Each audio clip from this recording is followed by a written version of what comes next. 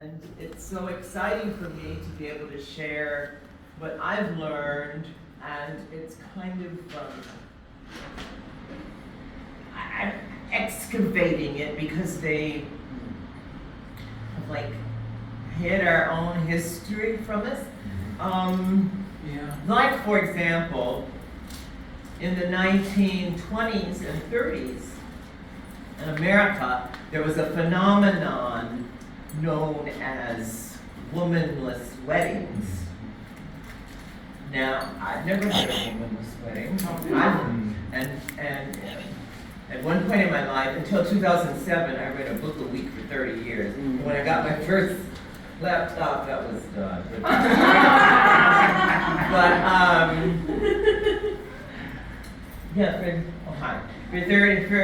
So, I forgot I lost my train of thought.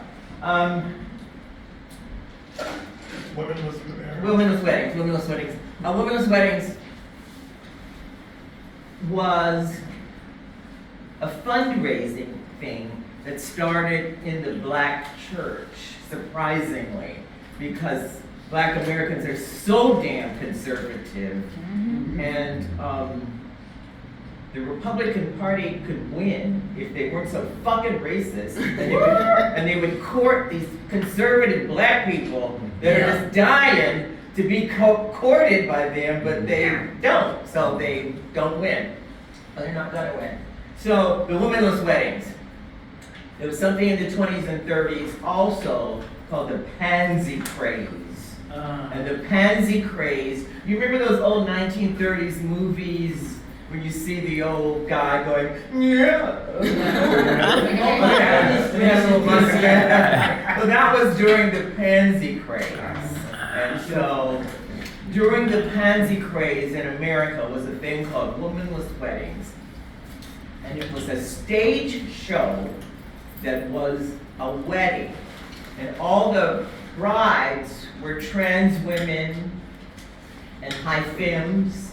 And all the bridegrooms were bulldaggers, trans men, although there was no trans men, but they were bulldaggers. We all know, some of us know what bulldaggers are. You're like this far from being an actual man.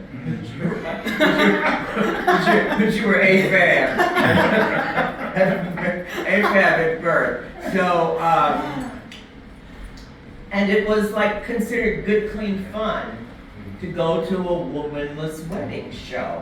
People did it before they went on dates. It was a church sanctioned thing, which I just find so surprising. So then, needless to say, white America got a hold to another black trend and took it. Oh, that's never happened before. But, so womanless weddings became real mainstream. And Henry Ford and Charlie Chaplin all were brides in womanless weddings. And but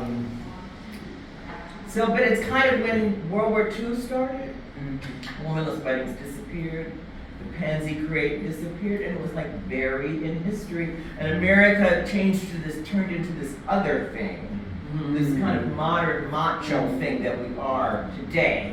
Before that, we were a lot more tolerant of differences. Wow. And so I just found, so the womenless weddings were a really big deal. However, when the white people did the womenless weddings, someone always ended up in blackface.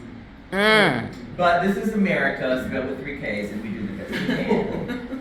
So, and so that's just one thing I've learned while doing this research about the womanless weddings and this pansy craze, and then they try to pretend like gay people didn't exist before 90, and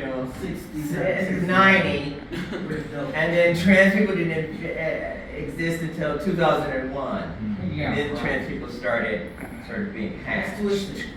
And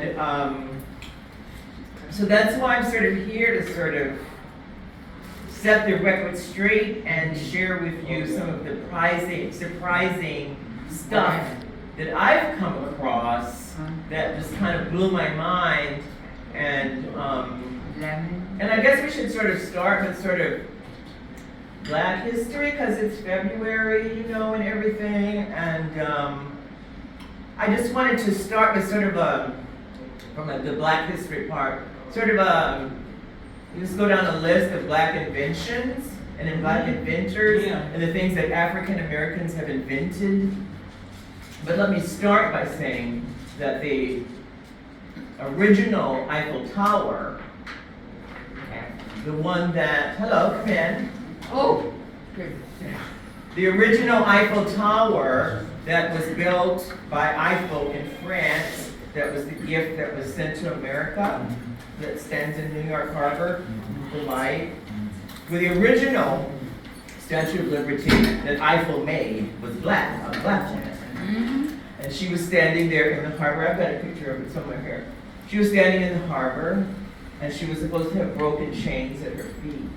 And it was supposed to show, in France, Eiffel said to America, I want to show the world how you overcome your problems. And that you're all about freedom and democracy and equality. And that's why I'm using this black woman. And they said, oh no, we just say we're about it, but we're not really about it. And so,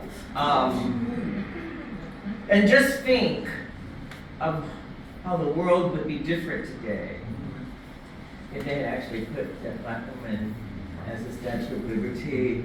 I mean, you're hungry, you're tired, and you're poor. Now that would have been boss, and that would have been earth-changing, but that didn't happen. So that's one thing. And just I was going to talk about the inventions that African Americans did. Number one, a black man invented the PC, the personal computer. And he teaches down at Stanford, and he's a grillionaire. But he lives a low-key life. He doesn't want publicity in the press and all that. But he invented the thing that made, what's his name? Steve Jobs. Steve Jobs, a billionaire. Took credit for it? It's kind of omitting the credit, right? It's kind of over, and then everyone assumes somebody white invented it, right? Because this is America spelled with 3 Ks, don't forget. So, there's him, the PC, I mean, that's sort of the big fucking deal. But why don't we know that? Why don't we know that black men did that? Do they teach them in school or anything? So, going down, a black woman invented sanitary napkins. She sure did. A black woman invented the spatula. Black people invented, now where would country music be, honey?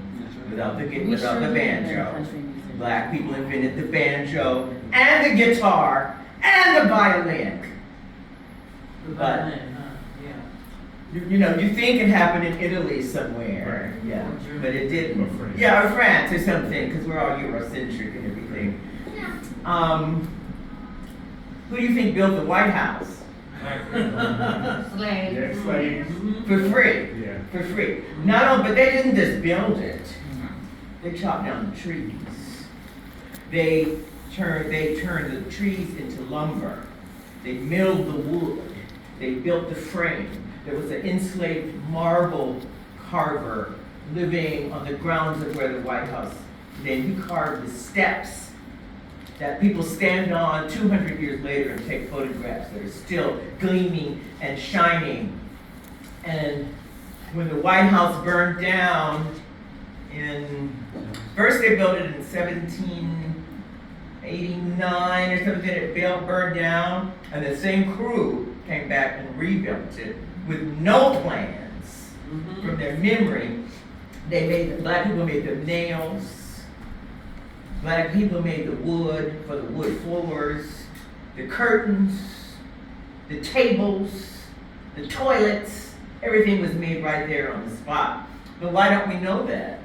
I mean, it's like, anyway, we don't know that. And on the Capitol building, there's a 6-foot marble carved Native American, carved by the same enslaved marble carver that did the steps in front of the White House and the floors and the bathrooms and everything. You know, we know about potato chips, peanut butter, linoleum, blood transfusions, hair weaves. A black man invented an automobile in 1880 something, but that could run on steam, and he was killed like the next. He was killed like the next year after he tried to get a patent. Oh, I forgot the most important one. The light bulb. The light bulb was invented by a black man, Lewis Latimer. And Edison gets the credit for inventing the light bulb, but it was Lewis Latimer that invented it, and to prove that he got a U.S. patent for the light bulb 5 years before he met Thomas Edison.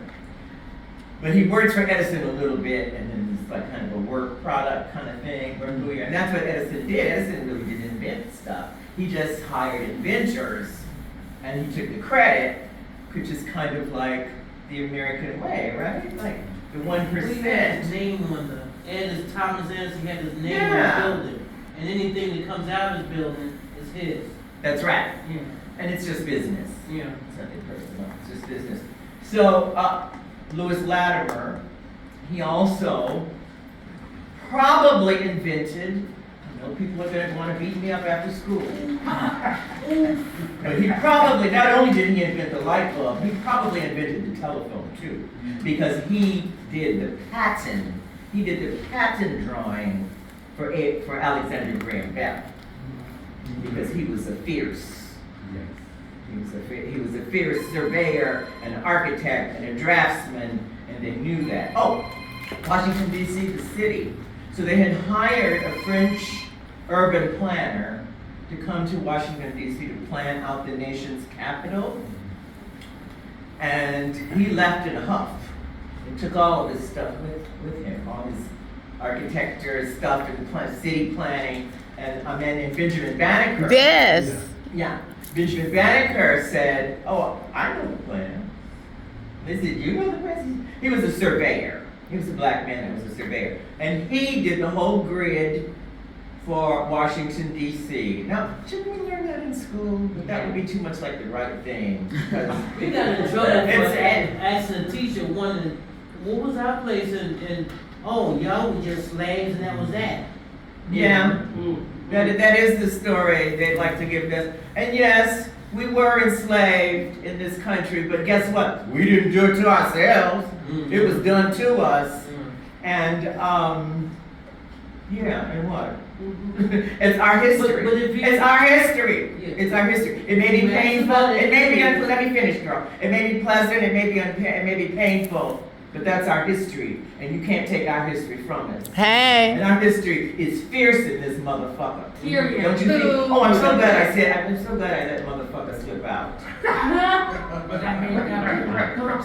Because the word motherfucker comes from slavery days, where a slave master would make a slave son and mother fuck for a show. And they'd invite other slave plantation owners for the motherfucker show. And to get them to do it, they say, "I'll kill your mother if you don't do it." And they say, "I'll sell your son and cut his legs off if you don't do it." So they had to do it. And that's why that word, Exists. motherfucker, is so still emotionally charged. Because you can feel it. It has energy behind it, and that's the energy behind it. So I use it very sparingly. I can't say I don't still use it. but before y'all say it, I want you to kind of think about where that kind of came from in kind of American history. And speaking of slavery in American history, you know only 1% of white people actually had slaves. Just like the 1% that's running everything now. I mean, the story, even Confederate historians can only stretch it to 50% of white people. But that's not true, because the average white farmer during slavery made $50 a year, and the average 5-year-old child, black child that was for sale was like $800. So then that kind of leaves them out of the game. So if you think slavery was about picking cotton, anybody could pick cotton. It was about sexual trafficking and sexual abuse.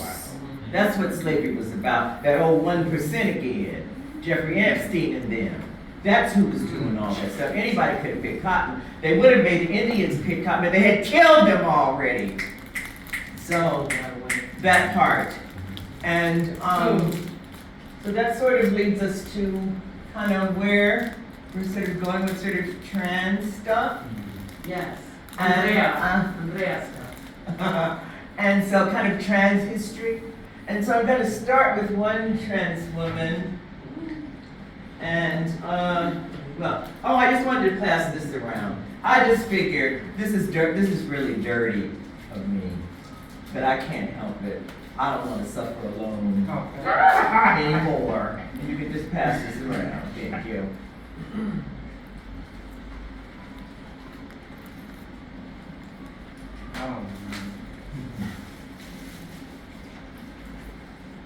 And you know, that's part of my maiden name is Tillman. Oh. From From Emmett, them. from them. Oh. Yeah. I mean, my mother showed me that picture when I was a small child. No explanation, but I knew exactly what it was. I knew exactly. And I didn't see it what till it was. And he was 13, and they beat him. And that's how he was when they found his body 3 days later, because they said he whistled at he whistled at a white woman, and she just came out just couple months ago in her late 80s and said he And so never she did did that. it. Yeah, He and so- never whistled at me. Yeah. He didn't even do that. She gonna rot in hell though. She's gonna rot in hell. She's still walking around. Girl, huh? She's gonna That rot girl in is hell. still walking around. Yes. Oh yeah, they haven't pressed it, and they're not going to, because this is where? Okay. Did I say that? So, I don't know, I just think it's, if I gotta watch it, y'all gotta watch it. I know it's not fair, but, I'm looking. This is not about black people, but this is about Mexican queens, and I just thought this was fun to pass around. So that's 1950, Mexico City. As, oh,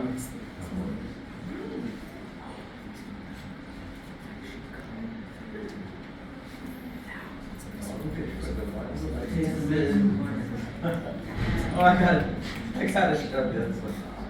This is not a black Shazwood, but this one cracks me up. Maymay. Maymay, come here. Oh. What picture is it? Mexican. Maymay, come Mexican here. Queens, 1950, Fuck you. Mexico City. You don't have to. We have to get it out so it's only. Hello. I love her. I love her. Of course. Pass her around. This is Madame Petrini. Some of you have already actually seen Madame Petrini before. Madame Petrini's a white queen, but I just love her so much. I'll let everyone see who Madame Petrini is before I tell who she really is. Aren't the Mexican transgenders in Mexico, weren't they considered, I don't know how to pronounce it, but I can spell it M-U-X-E? Biches? Uh-huh. No. Not the ones in this picture. Oh, okay.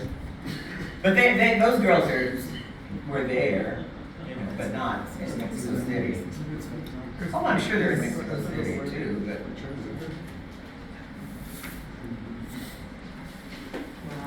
I just think it's cute. It has nothing to do with anything, but it's just like a vintage picture, and it just kind of shows that queers are queers. Sort of queens We've are been queens. around. We've been Queens around. are queens sort of everywhere, and it kind of doesn't really matter. Yeah, it's just really a beautiful, it's really a beautiful picture, and they're just living their lives just like the rest of us are. There is. There's the Which kids. date was that, do you know? How old was that, 19 what? That's 1950.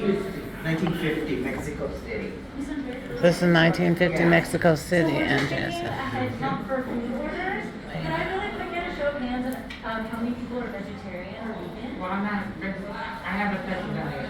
We got you. Okay. 1, 2, 3, 4, 5. And then are there Seven? Okay. And then if there are any other like major dietary restrictions, feel free to raise your hand. And then Jeff, Morningstar is coming with one more person. Morningstar is on their way with one more person. Okay, do you know if they are vegetarian? They're not. Okay, cool, thank you. Thank you, I'm sorry to interrupt. Okay.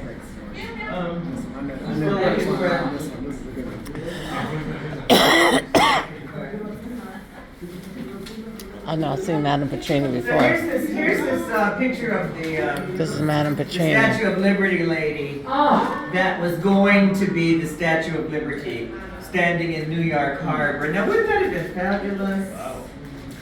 that's real liberty. That's real. Now that's some real liberty right there.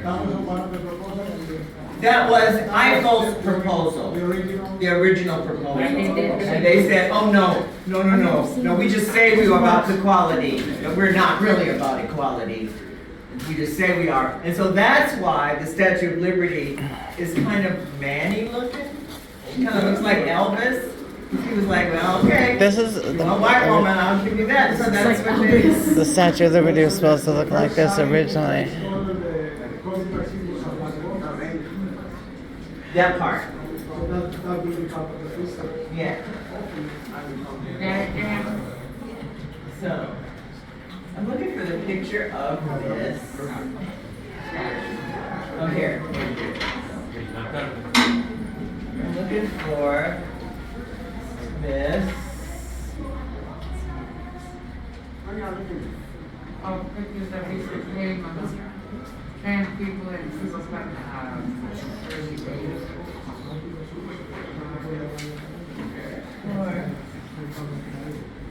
People that don't want to know about. Are you gonna come to the dinner tonight? An open house tonight at 5 o'clock. I'm gonna have to, I'm jumping around, I can't find this Of course. photograph. Oh yeah, here's another little Black history tidbit. It has nothing to do with trans. Where's the But- lady with the statue? It's coming, Oh. she's coming. It's coming. Takes a while to get liberty to us. So this is a map. Jay, This is a map of a town called Seneca Village. Seneca Village was in New York City. Seneca Village, or maybe it was Senegal Village. Seneca Village was in New York City. It was an all-black village of 300 people in New York City that were, they just happened to have their village right where Central Park is. So they moved them. They could have had Central Park 2 blocks to the May. east and not touched them. But they had it. They went right through their town. But they used eminent domain, but and they, they paid them the value, but May. they just another sort of Black community dispersed. With no fun scrambling for somewhere to go, because that's how America does. Seneca Village, you can Google it, and instead there's a lot of research been done on it lately about Seneca Village. And there were a school and a church and a farm, 30 farms, all where Central Park is. But I don't know why the Black people keep complaining. What more do they want? They've had a Black president. They want actual equality? Yes, bitch.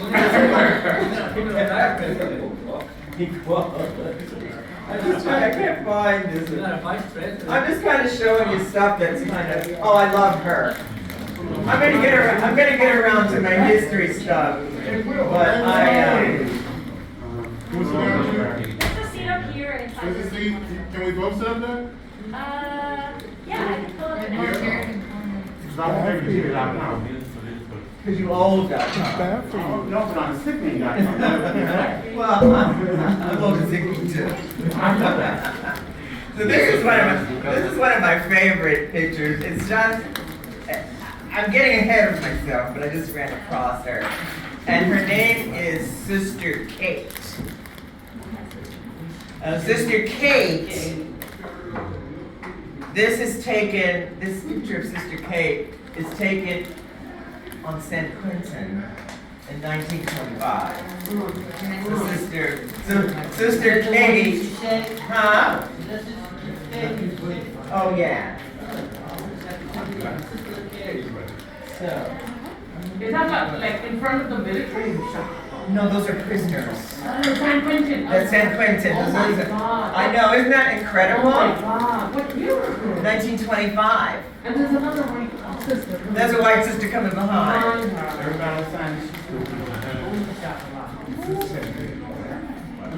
Mamie, stop begging.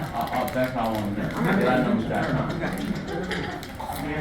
that. She's working for points. So isn't she? So she's just living her life, honey, with her man in San Quentin. I just find that so remarkable. In San Quentin. I'm all over the place. I hope you're fine. I hope you're fine, but I just kind of get excited about things and I'm sort of losing my place. This is one. I just adore this picture. Now these two. They're not black trans women, but they're just so adorable. Did you guys get to see that? These two queens were arrested. This is 1942, Sydney, Australia. The war was on, and they're in their little 40s drag with her little chubby here on the left, my left, and this one. She's like, oh shit, I'm in trouble. But this one, she's getting her life. So I just thought it was just fun to just share this, that the girls are just everywhere. Everywhere, all everywhere. What's that name of that movie? Everything, all at once, everywhere. Yeah, that part. So, hey guys. And so, Thanks for doing this. you're welcome. Oh, here's something. We can pass this around. This was real. It's for our little Black history and Mexican history piece. And dog history. And they equate them all in the same. Yeah. That was posted in restaurants. Excuse me, Andrea, I didn't mean to cut you off. What's this for? It's a sign-in sheet? I guess my name is already signed already. That's fine. It's just the new people that are coming in this ladybug, so we keep passing it around. If your name is there, just pass it. Oh, I was like, wait a minute now. That was the case. That was the case. Don't sign the check.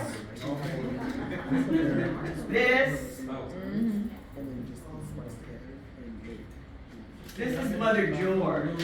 You got my group people know who she is. This is Mother George. Please say about you. You a trans woman? She's a trans woman. She could sit on her hair. She was from her family. Were some of the founders of the state of Idaho. Oh my God. Black people founded Idaho, bitch. Wow. But, you know, the white people took over. But there were black people there in the beginning, and there was a whole black communities all in Idaho. And she was a trans woman that lived stealth, and she was a Mother George, is her name, and she was a midwife.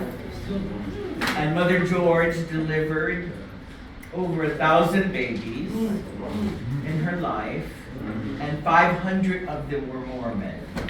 Wow. And she would get on her buckboard, and she rode her horse side saddle. All right. And she went into the mountains to deliver babies, and everybody loved Mother George, and she carried a shotgun, and she was a frontiers woman, and no one knew a bit about her tea until she died, and she had told her friends, if I die suddenly, just bury me right away, don't wash me, don't bury me, and of course they didn't. I guess they thought they were being kind, and they got her tea, and then they just wanted to leave her body to rot after she was their best friend 5 minutes ago. And so, Because they got her tea and they because wanted. they got her tea. Yeah, that's They don't need hateful. no tea nowadays. And so, even though she had birthed most of them, Wow. you know, And, yeah, I mean, remarkable person, right? And a remarkable story. And as LGBT folks, we should like know this, like already, right? And I'm just telling you this.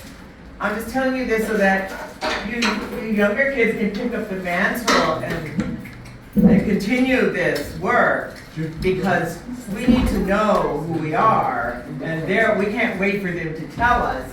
It's like being black in America. We can't wait for America to tell us we're fabulous, because America doesn't do that. We have to know we're fabulous. Hey. America loves Beyonce, Michael Jordan, Michael Jackson, but everybody in this room, subject to getting arrested by the police. So just keep that in mind. So this is Mother George, and she is our trans sister and our trans mother, and she held it down, and she made it possible for us to all be in this room today. One baby step at a time. I'm going to share some other frontier stuff with you too. And these are some Native American girls. And this is Miss Weewaw. Miss Weewaw was famous. I'm going to pass it around. I've seen her before. She's no secret. Miss Weewaw. But this is another Native American trans girl. She's a total babe. And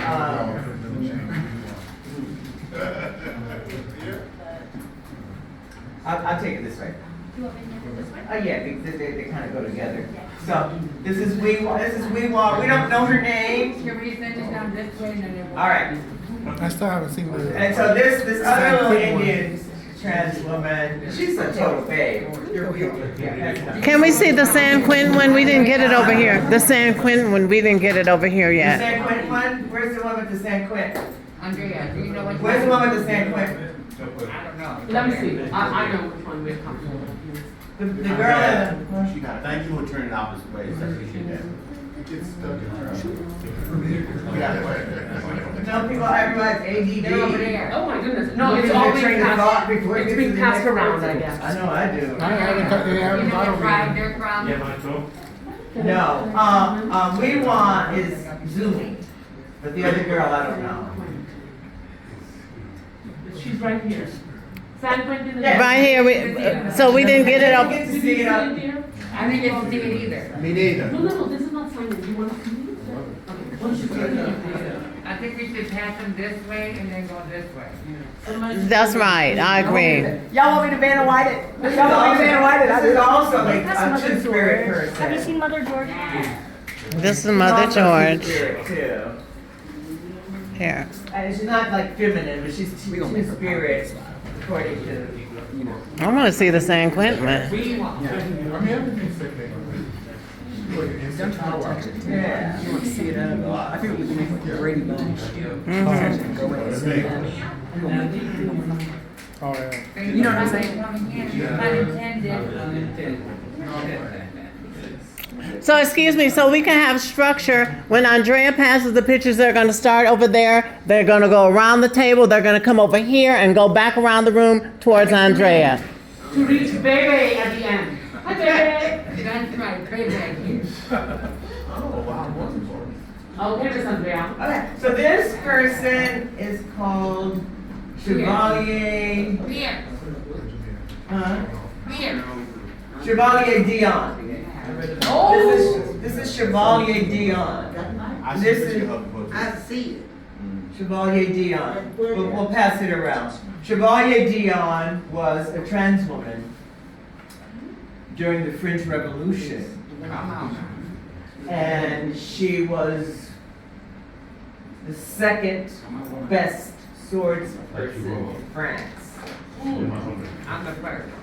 You were the first. And so Chevalier Dion became sort of the code word for sort of calling somebody trans. So they would say Chevalier.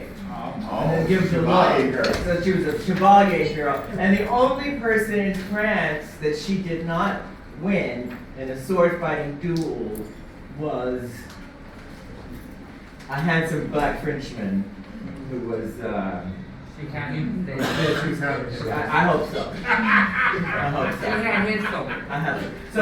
So Chevalier Dion, she went before France and England, and so she was a spy during the French Revolution, but I just can't figure out which side she was on.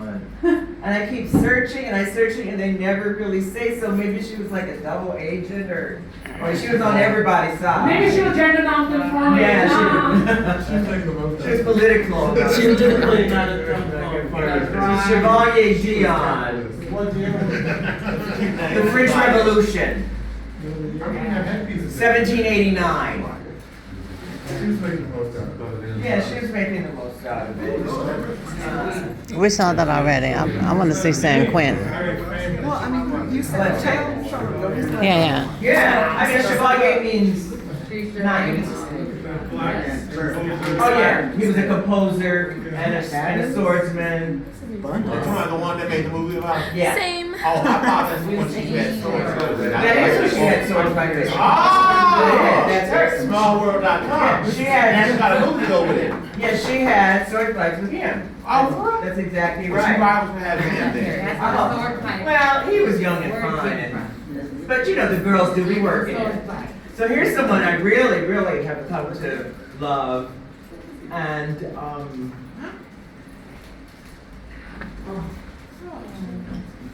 this is a black trans woman from the year 1550. Wow. That's 500 years ago. Yeah. 500 years ago, they were writing about black trans women. Uh-huh. So she must have been fierce as fuck and beautiful for them to still be writing about. We're still talking about her 500 years later. And she was in Lisbon, Portugal. Right. And the only reason we know about Victoria is because she was drugged before the Portuguese Inquisition. Uh-huh. Because the priest said that she was a sex worker and that she was luring in men and that she had too many men hanging outside and lined up at her house to get in to see her. This is true. This is absolutely true. And so they drugged her before the Portuguese Inquisition, which I just find really remarkable. You know, it was just some jealous old Jay. They were Jay. She was having all the trade. But this is a commission. But I just feel she was probably beautiful and took that room. Yeah. And they were Jay. They were Jay. Jay just like him. And she had Trey all through the hospital. Yeah. Don't make This, we'll pass this around. This is Miss Swan. All right. Now Miss Swan, this picture was taken about 1890. For real? Yeah. That picture 1890? She's working. Oh, look at that waistline. Oh, Look at that waistline. Right. Look at that waistline. And that makeup is very hard. What the hell? How did they put that on? Maybe. But, you know, I thought she they was model. photoshopped 45 orange that used to be the president. So, anyway, so her name was Swan. And Swan was born into slavery as a baby, and she invented ballrooms. All right, go girl. She is the mother of ballroom scene. Of all mothers. Of all mothers. Her name was Miss Swan, and What's her name was again? Swan. Swan. Swan. And she came from a family of musicians, and they were sort of considered upper class black people because they were musicians. They had their own house and they owned their own money. And so wasn't she flawless though? I know. And the police loved to stay arresting her. Of course they were. And, Picture, yeah. Pass that around. I got to see that. Come on now. Whoever has a San Quentin one, we would like it over here, please. I love this refurbished. Oh, okay, well, she's sick. Yeah, it was a refurbished picture. They really played it over there. Yeah.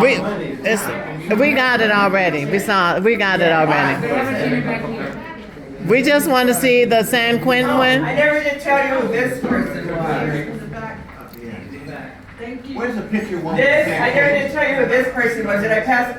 She is the son of Brigham Young. Shut up! Who's Brigham Young? Brigham Young. Oh, God. Who started the Mormon? Yes, Brigham Young started the Mormon Church. Oh, for real? And this is his trans daughter, and she went by the name Madame Petrini, and she had a counter tenor voice. And so she sang soprano, and the Mormon Church supported her and went to see her shows. No. And so, Madame Petrini. Madam Petrini, yes. Get into it. Give it over to Oh, I only had one of those. It sounds Italian. It is Italian. Sounds Italian. Italians are Catholic. She's a big girl. Yeah, but she wanted to be an opera diva. Oh, was she supposed to now? Andrea. And opera divas are big girls. What? You know about middle sexy voice? Okay, I'm here. I can't hear you. No side talk, please. Let Andrea do her presentation. Thank you. I just want to show you these things about who America really is. You know, we don't just pick on black people. But you know, during slavery days, there were rules and laws against the Irish The San Quentin one's right here. because the Irish had no value. Can I have a picture right there, please? And the slaves did have The one on the value. ground. No Irish. So that was a sign that was put in windows of businesses. Is that San Quentin? They haven't seen it back here. She doesn't Help have a wanted, neither. help wanted, no Irish need apply. Although they treated the Irish cold-blooded in this country. But people don't understand that there were two tiers for white people in I can throw it America. at me. Very angry at Did you see? Don't throw it at me. My mom's very angry at Irish people, So, this is another Irish Is thing. that it? Well, we can pass, there's one going that way. Yeah. It sure is, 'cause I was- So, speaking of the Irish in America, we all know the clown, Bozo the clown, Yeah. with the red nose, Right. and the white I didn't see skin, that. and the red hair, and the Yeah. big shoes. Yeah. That is an Irish minstrel. The American clown, because prior to that clown, that Bozo the clown, This is San there's Quentin. too much talking. Prior to that Bozo the clown. Right. I can't think, you guys. Signs of the Lamb. Yeah. Bozo the clown. Bozo the clown. Bozo the clown. Irish minstrel. Yeah, Irish minstrel. I mean, isn't that incredible? I mean, who knows that, right? Yeah, Irish people don't even know that. They clowned them like that. I didn't print it out, but it's here somewhere. How they used to lynch Italians. They lynched Filipinos. No Chinese wanted. No Chinese need apply. So America has a lot to answer for. But do I hate America? No, I don't hate America. I think of America as my mother. Right? People say you're my mother country. But if my mother, for example, my mother would roll over in her grave if she knew I was using this example. But if my mother, Lucille, the lady Lucille, if my mother was down by the lake at a family barbecue, and someone said, your mother's down there by the lake acting a fool. So I would go down there and I would say, Mother, you're out here by the lake acting a fool. Why don't you come on in the house? Now, does that mean I don't love my mother? No. It means I'm telling my mother, you're acting like a fool. Come in the house. That's how I feel about America. I love America. But you're out here acting like a damn fool. So come on in the house. Let's work, get this all cleared up. Right. Come in the house. Yeah, and so, Mother George, I just love Mother George. But here's another one that y'all need to know about. This is Mrs. Nash. I've heard of Oh, I love her. Mrs. Nash. Mrs. Nash. And Mrs. Nash, you can pass it. Mrs. Nash She's right there. was a laundress for General George Custer. Okay, what is a laundress? A laundress. What's that? Does laundry. A laundress. Oh, never heard of that word before. She was a laundress, which was a profession for how women could come up in the Not 1800s. laundry, laundry. Yeah, she was a laundress, and she was. You sort of ruined the punchline. It was she was a laundress for General George Custer. Nothing. Nobody? You I know Custer. I went to. Custer's Last Stand. Of course you know Custer. Yeah, Custer's Last Stand. Indians surrounded him and killed him. Uh, There were Indians surrounding him and killed him. yes, and the Indians were out to get Custer because he was known as a rapist. They don't tell you that in American history. Of course they don't. But he was known as a rapist of Indian women and children. Oh. And the Indians said, "I'm gonna get that motherfucker." Like Trump. I don't say the name. I don't say the name. I don't say his name. But she, Mrs. Nash, she had 3 husbands, Oh, wow. and she lived still. And she was Afro-Mexicana, and she was known for her tamales. And people lined up on payday to get her tamales. And she also became friends. She was at Fort Lincoln, which is now Montana. It was Dakota or something before. And she would ride saddle out to the Indian villages and get squash and pumpkins and stuff, so she could come back and make her tamales and stuff like that. And she had 3 military husbands. All together, like. I don't think she divorced any of them. She had 2 of her 2 husbands. Mrs. Nash was a money maker when there was a laundress. And she had money, and 2 of her husbands ran off with her money. Heard that story. And her third husband. So Mrs. Nash got appendicitis in 1877.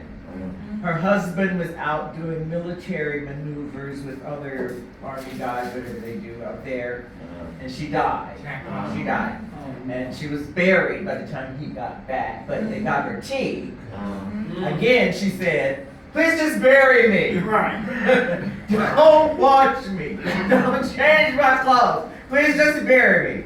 But they got to bury her. So they got her tea, and so then when her husband came back, the whole post, New. 300 people knew her tea. Now. I knew his team. They knew his tea. And so they were like, "Hey, were you and your wife ever planning on having children?" And stuff like that. And they tormented him for 3 days, and he committed suicide. Oh, wow.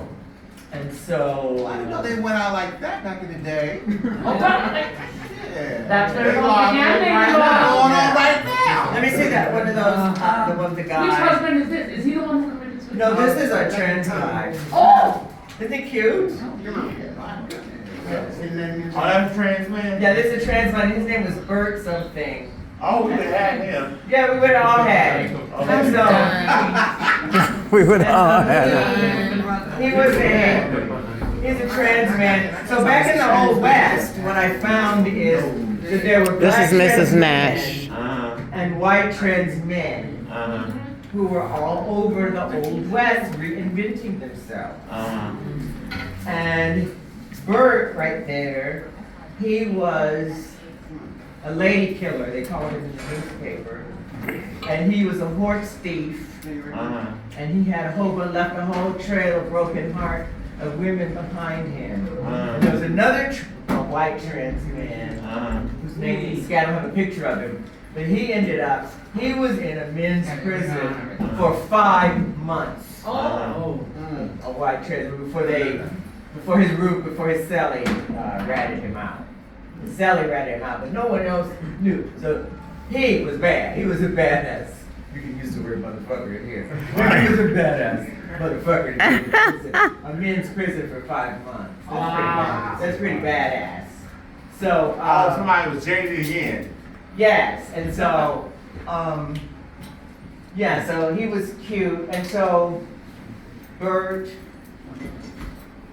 So I'm getting to one of my favorites now, and that is. Oh, did you talk about the witches of Central City? Are we talking about that already? Oh, I haven't talked about her. Okay.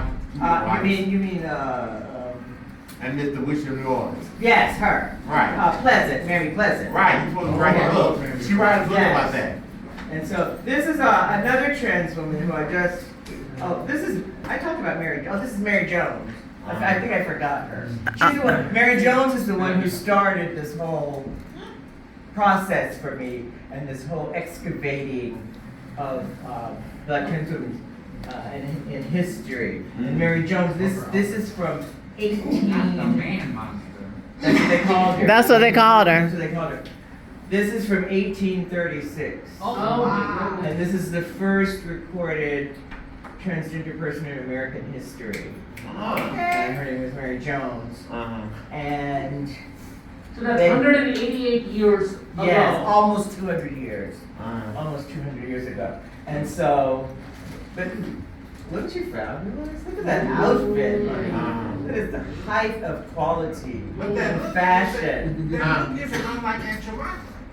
Okay, don't break it down, girl. This is 1836, and Aunt Jemima was in the 20th century. But the look is still sort of similar though. The dress anyway. Okay. Okay, that was and the wrap around that, so you can read on that one too. Well, this rap thing is Still going on. it's still going on. Yeah, it's called a no. It's we would call it a turban. I'm trying to think of what they called it. So there was the French made a rule that black women had to cover their hair. That's where that comes from. That's what I want to learn about. Black women had to cover their hair. Bandana. And so, by the time it got to America, we were wearing bandanas. But in the Caribbean, in New Orleans, and they were wearing these things I can't. Anyway, they wore the turbans. I'll just call them a turban for now until I think of the term. But the turbans were whole political exercises and different folds and different fabrics meant different things. Right. They were meeting under the stars if the folds were pointed up. They were going to the west if the folds were that. If the red flower over here, it meant something else. And it was a whole language and a discourse, unbeknownst to the white people, that we're supposed to be smart and owning them. Speaking of smart and owning them. From songs to quilts and everything. Yes. And so they had this, this is just about history in general. So the Amazon jungle was once a garden. It was a giant garden that all the indigenous people in the South American continent used. There were highways, byways, gardens, and they communicated through this thing called queepies, which kind of looked like macrame. Does anyone know what macrame is? It's weaving the string. It looked like macrame, and it was hanging on trees everywhere, and it was books. It was books and maps, and it told people where to go and what to do, and where the plants were, and where the medicine was. And the whole South Amazon garden was one big medicinal place that people could go and pick medicinal, and it was all marked out with these queepies. But when the Portuguese and the Spanish got there, they said, well, they're savages, they have no written language, and they had something that was so beyond what any European had ever conceived of, was these queepies. And they were also blind indigenous people could read it too, because it was Texture. It was texture, and it was knots, and 3 knots, and a different fabric knots meant something else, and there were whole books, and like Braille. It was like Braille, and so, but this is just coming to light 500 years later. That they just didn't, they didn't do that. So Mary Jones, back to Mary Jones, discovered in 1836. She was arrested for being a prostitute in 1836. How rude. Because she had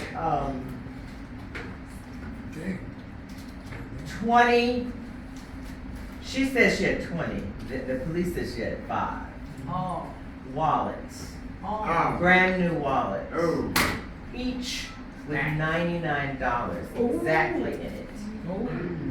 Now, in today's money, that's about $4,000.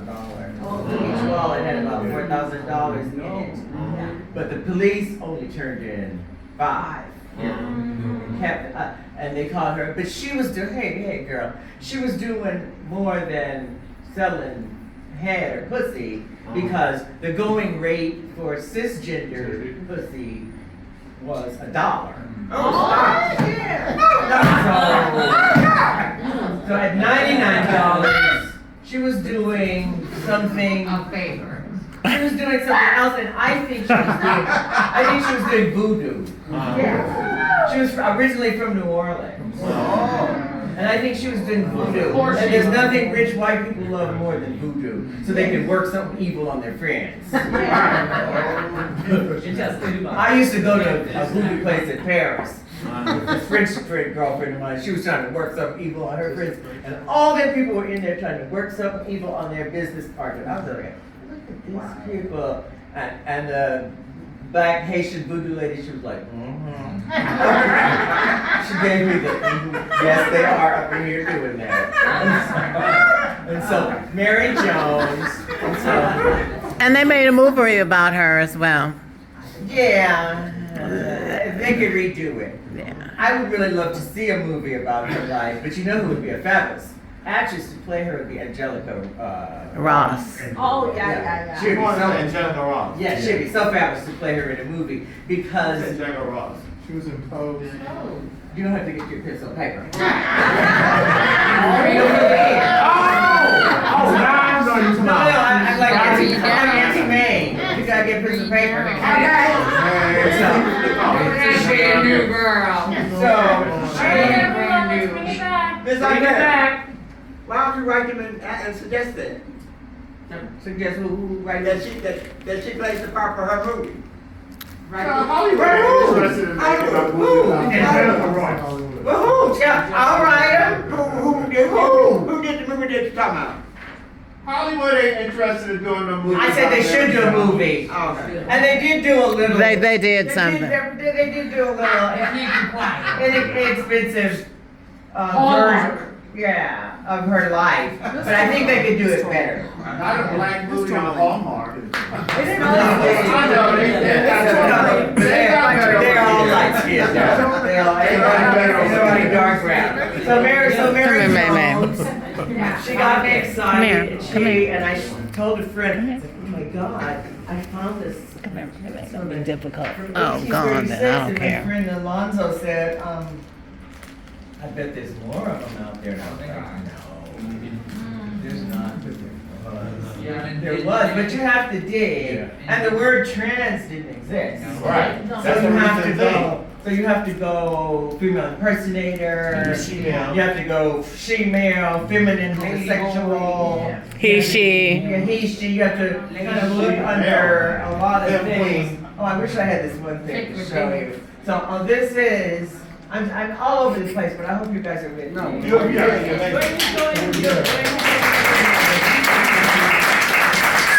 That's how I feel about that.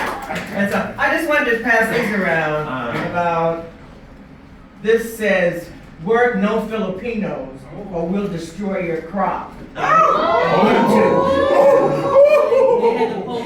Hey, it's no to the shade. This says Chinese. No. That's a ring. And so I just want to remind you who America is. And sometimes people of color get a little confused. Well, Andrea, tell them, well, do you have one what they said about black people? Yes, we showed that. Which one?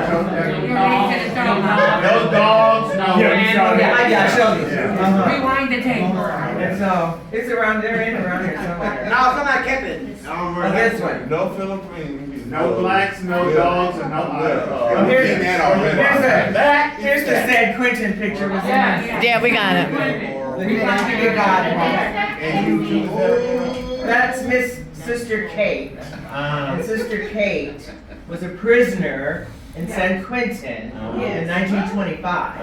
And there's a prison event happening, and they let her parade with her boyfriend, I guess. And she's just getting her life in San Quentin in 1925. I want to see too. We're gonna pass it this way. You want to see how life is in San Quentin? The picture, no, not that picture, the other.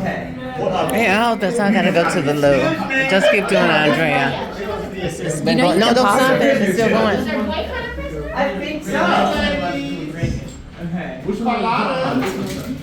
So this is what they said. These are some of use the spotlight, bring it back, give the light, give the light. We don't need to stop the okay. So this is Mary Jones. I'm done with her. And She she doesn't know picked the name Mary Jones. She came from excited, a great deal of curiosity at the time, was arrested on Saturday night in West Broadway, tricked out in female apparel of the most fashionable style and cut, and sporting the newest shaped hat. This scamp has served one long term at Sing Sing and several short ones at Blackwell's Island. But the ruling passion appears too strong for punishment to subdue, and he stands a fair chance of doing the state some further service. So what they're really saying is, they let this thing out of the prison because she was too much trouble in the prison, and she was too fishy, and she fucked it up, and they let her go. That's what they're saying here, but they're saying it in a roundabout way. So, like the American way, so you really never know the truth. Yeah, you never know about it. And there's so many negative articles about Mary Jones that they called her Beefsteak Pete. Beefsteak Pete? Now, why did They called her Beefsteak Pete because they said one of her hoe tricks was to take a piece of steak and put it between her legs. Oh my God. And then the tricks would be fucking the steak. And that's why they called her Beefsteak Pete.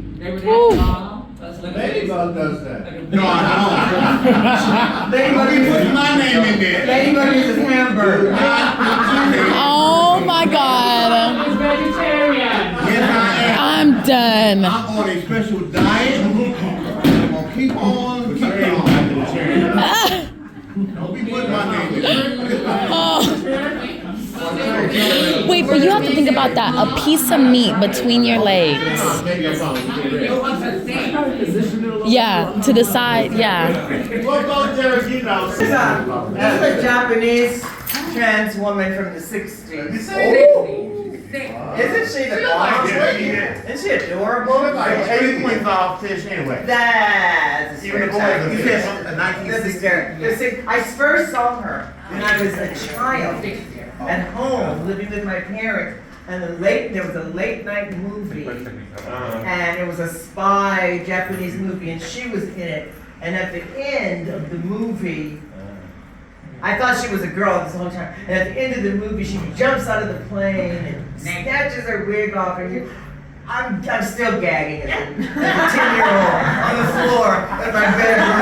I'm still gagging. I was like, oh my God! I did not see that one coming. And why she jump out the plane? Where is she going? That was the end of the movie. Right. Oh, they didn't tell you where she was. What about Sesame Street? She was giving us a happy ending, huh? So this is, I wanted to show you, there's a couple more that I haven't got to. This was the highest paid, I couldn't find any full picture, any decent pictures of her. But she's Chinese. and she was the highest paid performer, making $2,000 a week. Oh, she's cute. In 1900. Wow. She's adorable. You can tell when she gets You drunk. got you know, yeah, we would have had her. Not me. Oh, I don't mind. I don't care about that. Don't say that. Don't even go there. All kinds of things. So here's just a random, this is just a random newspaper clipping, shot female impersonator. And it says, this is from 1880. And it says, New York, June 21st. Garbed in a woman's clothes, an unknown Negro was shot and killed early today on West 127th Street. You didn't tell me the husband you were talking to, girl. Well, come on, All right, everyone. Let's make sure Ms. Andrea doesn't need a raise her voice to be heard. It is tiring, so Yeah. let's be It's a respectful. lot of energy. On West 122nd Street, while attempting to escape after they're talking about the female impersonator, had slit the throat of patrolman George Thompson, who was making the arrest. Thompson had no idea that his prisoner was a man. The Negro drew a razor from his clothes and slashed Thompson across the throat.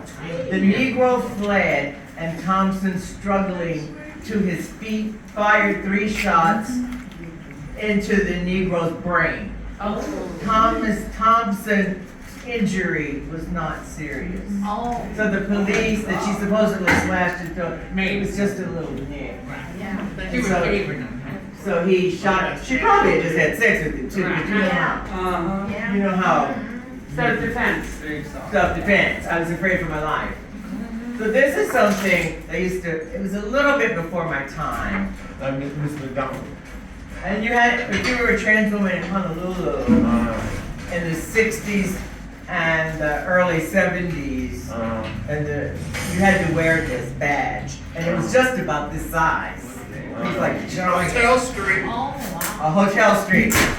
On Hotel Street, you had to wear this badge. And if the police knew you were one of the girls, and you didn't have on your badge, you went to jail. On the street. That's just another part of American sort of trans history. And, Poor lady. Okay, it's cute. That's cute. What badge? Babe. Oh, okay. So then there was, so there's one more girl I'd like to share with you. Oh, yeah. We can pass this around. This is,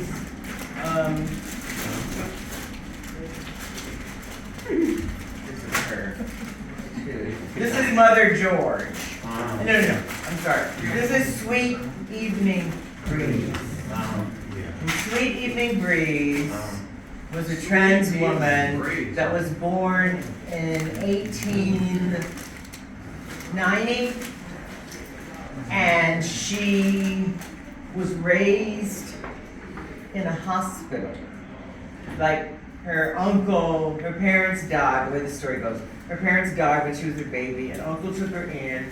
Uncle couldn't look after her after he hurt his eye in an accident. He left her at the hospital with plans of going back to get her, but he never went back to get her. And so she was kind of raised in the hospital. Like an orphanage? No, it wasn't an orphan. She was an orphan, raised in the hospital. And she had all these nurse mothers that looked after her. And so she just kind of lived in the hospital. They gave her a hospital room. And she just sort of grew up, and she learned how to read from medical journals. And so by the time she was 3 or 4 years old, she was delivering mail in the hospital. And when she first started her forays into drag, when she was still living at the hospital, some clothes that people left at the lost and found. And no one ever told her not to, because they saw how happy she was just being herself. And so she had no one to shame her, like so many of us have had. no one to have religion thrown in your face. And how you should be, you're an abomination, and all those things that people have told us. She didn't have anyone, and people just let her have her just do her thing. So she just sort of grew up in Lexington, Kentucky, and she just kind of lived there. And she had a house. Her uncle, the uncle that gave her up, came back when she was 20. After she spent 20 years at the hospital. She was practically a doctor. She was so knowledgeable about medicine and medical books that the doctors would come to her, unofficially of course, and say, we're going to do what you do. And she spent her evenings visiting patients at the hospital and helping them when they were going to die. And when she was naughty, she would hide in the morgue. And no one ever found her. All her nurse mothers would say, where is she? And she was hiding in the morgue. And so, because it was cool there, yeah. And so she kind of just grew up in the hospital. So her other claim to fame is that she took in little runaway queer kids. And one of the ones it was almost as if her house had a rainbow bat signal, because kids just showed up out of nowhere, mostly white kids showed up, and she just took them in. Most of them hillbilly kids with no shoes, coming and showing up in her house. They had heard about her. She bought them shoes, and one of the ones she took in that showed up at her house was named Faulkner, Henry Faulkner. Henry Faulkner was the poor relationship of William Faulkner, the writer. So Henry Faulkner showed up at Sweet Evening Breeze's house. She took him in, she bought him her shoes, and he was a painter. And she encouraged him and bought him paints, and he lived in her basement for years, off and on, creating paintings after paintings after paintings. And eventually, he had a fabulous art show in Florida, and he became a wealthy, famous artist in his lifetime, which is very rare. Most artists don't get famous until after they die. And so very few get famous like Picasso while they're still alive. But Henry did, because he was friends with the Hollywood gays. He was best friends with Tennessee Williams and Rock Hudson. And so he dashed everywhere with them. And Henry Faulkner even brought Elizabeth Taylor and Rock Hudson to Sweet Evening Breeze's house. And she was an avid silver collector. And she had museum quality coffee services and tea services in her house. So people would come over and she'd floss her tea services. And she lived to be almost 100. And with her nurse training, with her hospital life, and she did work at the hospital for 40 years. And they said, you can't come, for 40 years they said, you can't come to the hospital with makeup on and high heels. And she did for 40 years. And she outlasted them all. They tried to get rid of her. And so she created the gay movement period in Lexington, Kentucky. First, and her most enduring legacy is that she was everyone in town didn't love her, although most people did. The rich white people loved her. The working class black people loved her. The well-to-do black people did not like her, and the poor white people did not like her. But the working class black people and the rich white people loved her. And she was a private duty nurse to the rich white families, and they paid her in silver. And she was a nanny to the little rich white kids. So when she finally retired, at like age 70 or something, well, when she was 70, she was beat up, I think, guys. Oh, no. And put in the hospital for a long time, and she never did quite recover. But she still managed to walk down the street, and she had a Saturday routine where she would sashay down the street. Thank you for taping this, by the way. For sashaying down the street, and there's a lot written about Sweet Evening Breeze. So if you guys want to Google her and find out more about her, they just named the youth LGBT homeless shelter in Lexington, Kentucky after her. The Sweet Evening Breeze. The Lexington, Kentucky's Gay Men's Choir. It's now called Sweet Evening Breeze. After Sweet Evening Breeze. But what she really did that's significant for us is that she stood up for herself in the court when she was arrested for female impersonation in 1960-61. Wow. And although she had been sashaying around Lexington since 1950, although she was born in 1890. So they brought her to court for female impersonation, her and her daughter, granddaughter. And she stood up to the judge. She said, "Why should I be arrested? Look at this woman." And she pointed to a woman in the courtroom that was heavily made up. She said, "Look at how much makeup she has on. Why isn't she being arrested for wearing makeup?" And although the people in the courtroom were they all gasped when she said that, but she convinced the judge. And the judge, with his gavel, began to decriminalize drag. All right. And her case was cited a few years later in Los Angeles when another black trans woman, Sir Lady Java, was fighting for anti-drag laws in Los Angeles. And so they could cite each other's case. And that's why we all got to be here and be tipping around how we want to. It's because of these women that put their lives on the line. And why does it seem that it's always black trans women that are putting their lives on the line? I do think about that. Because those are the ones being persecuted the most. Well, I just think they didn't have nothing to lose. They didn't have a job. They didn't have any income. They had nothing to lose. So that's why we were able to stand up and fight with the police.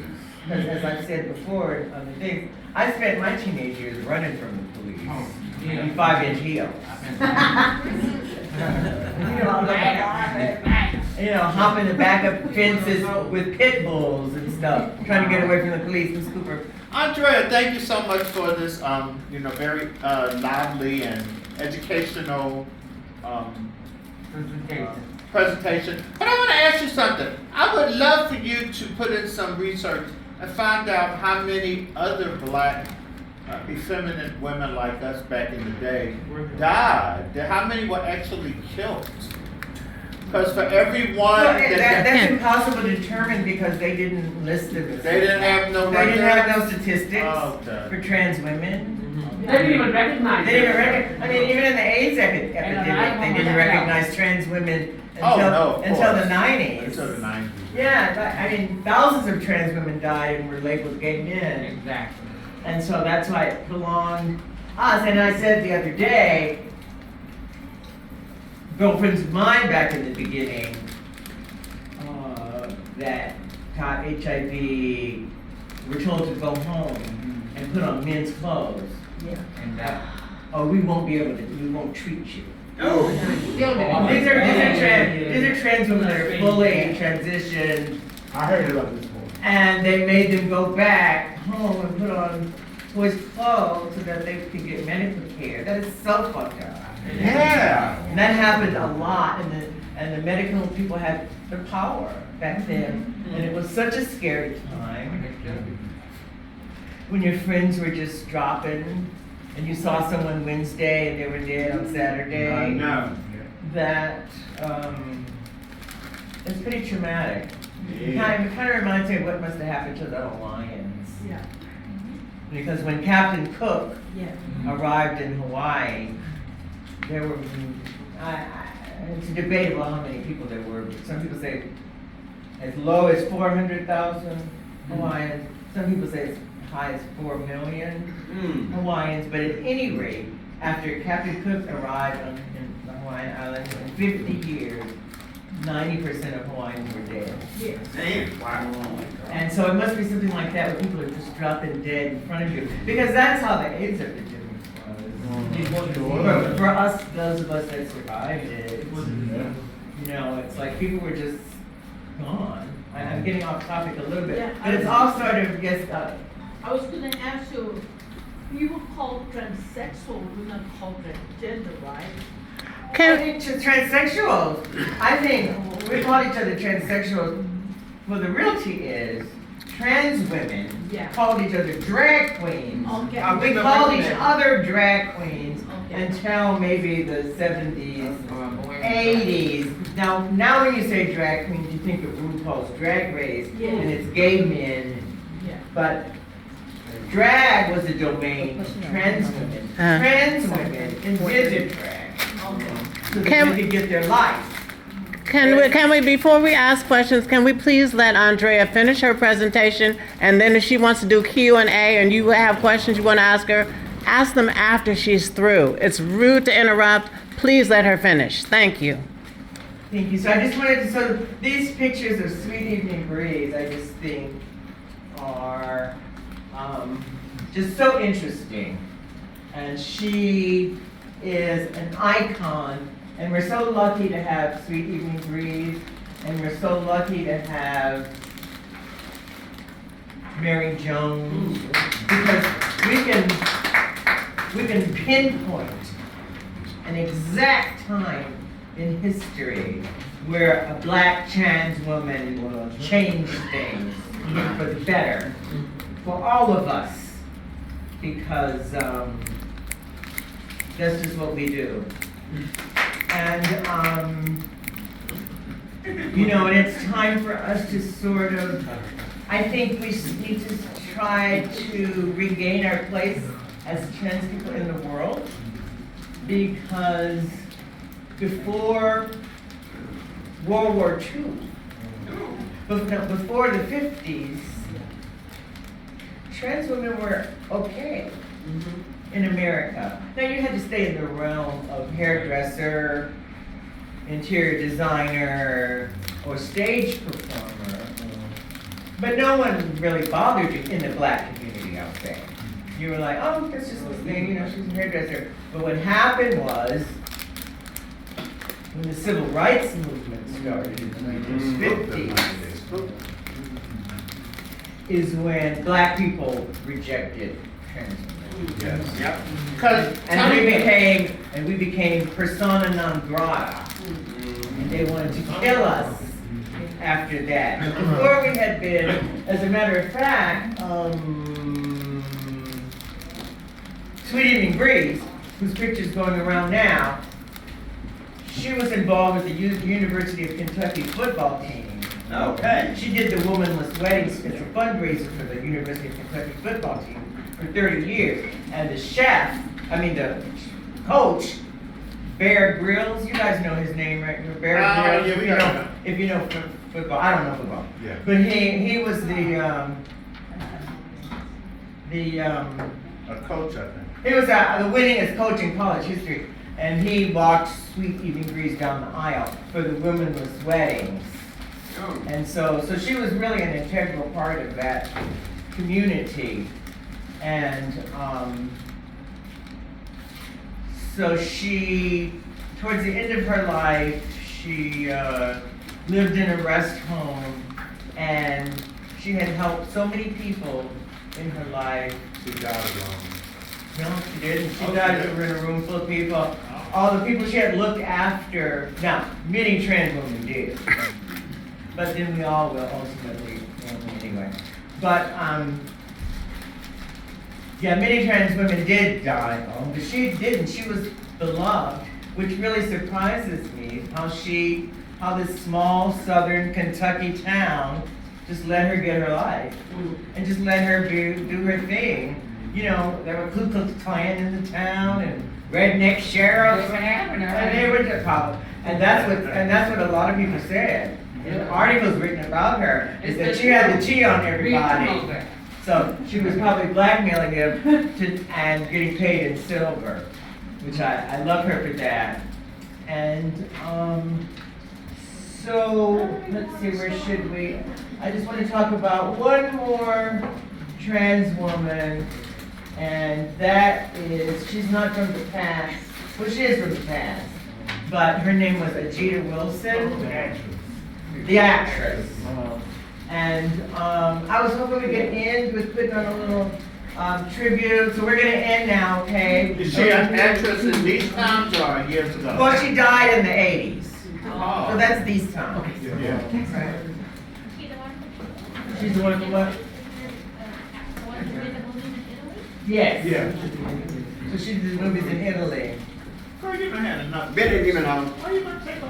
So we're gonna watch this, and then we're gonna ask questions after. And so this is just 2 minutes, but I just wanna, I'm getting tired of talking, and I just wanna hear you sing this little bit of this black trans woman who was a huge actress in Europe in the 70s, and nobody dished her tea, although it was rumored.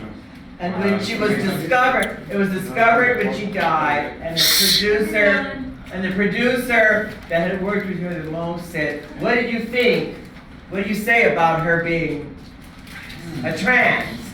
And he said, "She was beautiful, she was professional, she knew her lines, the rest doesn't matter." All right. And that's what we all want to hear. That's all we all want to hear, that the rest doesn't matter. Because we are God's children. And we have a place in this world. And before this Western interpretation of Christianity has villainized us and turned us into monsters where we were once gods, okay? We're taking this shit back. Starting today. Well, let's start right now by changing the sign on this building from lesbian, gay, bisexual, transgender, to transgender, lesbian, bisexual. Okay, I'll let you do that. So this is Ajita Wilson. This is a 2-minute tribute to this trans actress from New York named Ajita Wilson. She looked like Tamara Dobson. She did, totally. That's why they liked her.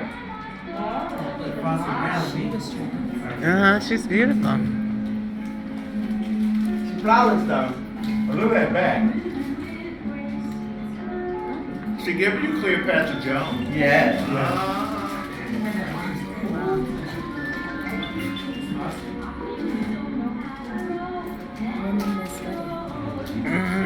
Man, look at the groom. She made 50 movies. Wow. I didn't see some.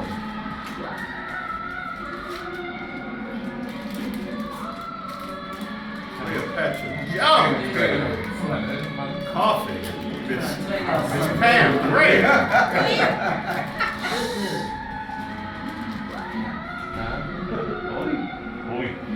They said, "Get out of our corner, bitch." She's making all the money. Are these the Lovies? No, they were going to try to kidnap her. That was All right, Leslie. Here you go. So she did a whole lot of lesbian movies? Yeah, she did a lot of soft porn. Let's be friends. Okay. All right, Miss Thing was Pam Grier before Pam Grier, man. Close, right? And that back. What was that saying? She was charming, beautiful, and very professional. Yes. The rest is unimportant. The rest is unimportant.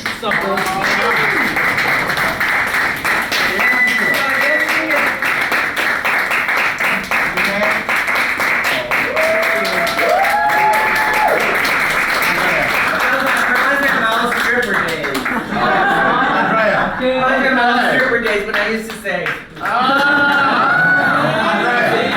Andrea. She passed away, didn't she? She did. Well, she would really be old if she was still living today. She would. She would? She was born in 1950. Really? So she'd be at 73. 73. And she'd be 73. That's her right there. Okay, we're gonna leave this mess. Okay. Andrea, I just want to say, you mentioned something that was very pertinent. Even when they created Black Lives Matter, they didn't accept us in the beginning. We were not brought into the fold of Black Lives Matter in the beginning. Well, they drank the Kool-Aid. They drank the Kool-Aid, you know.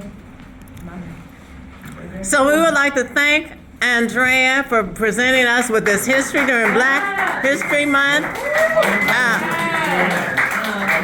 And presenting us with our own trans history. And we thank her greatly. Thank you, Andrea, for giving us our own history and feeding it to us. We needed it. We needed that. We need to know these things. It helps you stand taller in the world when somebody's trying to come for you and call you out your name and call you out your birth name and all that kind of stuff. You're like, oh no, honey, I'm from Mary Jones, bitch. Mother George, honey, that's who I am. Who are you? Yeah. That's how we have to approach. We have to do it that way. We're starting a new model without judgment. Everybody's welcome. So anyway, in honor of Black History Month, I would like to also say that I'm honoring myself because I'm the first Black trans officer in the history of the city and county of San Francisco. And I love all of you, and we're gonna need to always stand up, and I'm running for mayor. So look for me on the ballot. I am. Of course you are, John. I already know.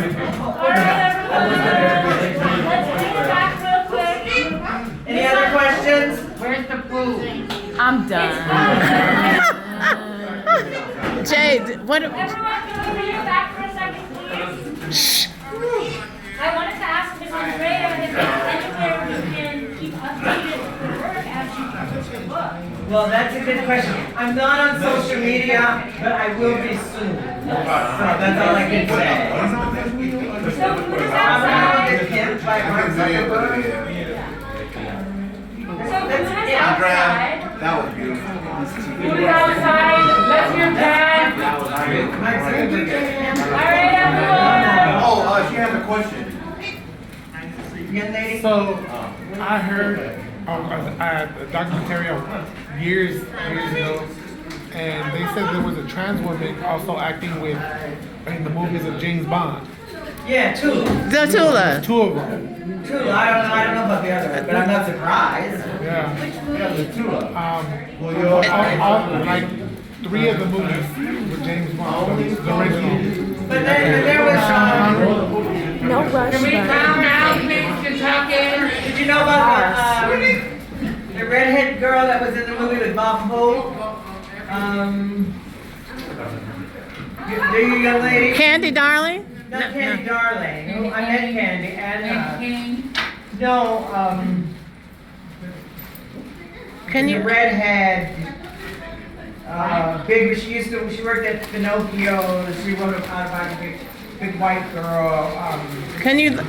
Transgender sex change. She wrote a book. They don't say that anymore. Sex change. Well, I just wanted to point out by saying thank you to Ms. Andrea because your work is representation.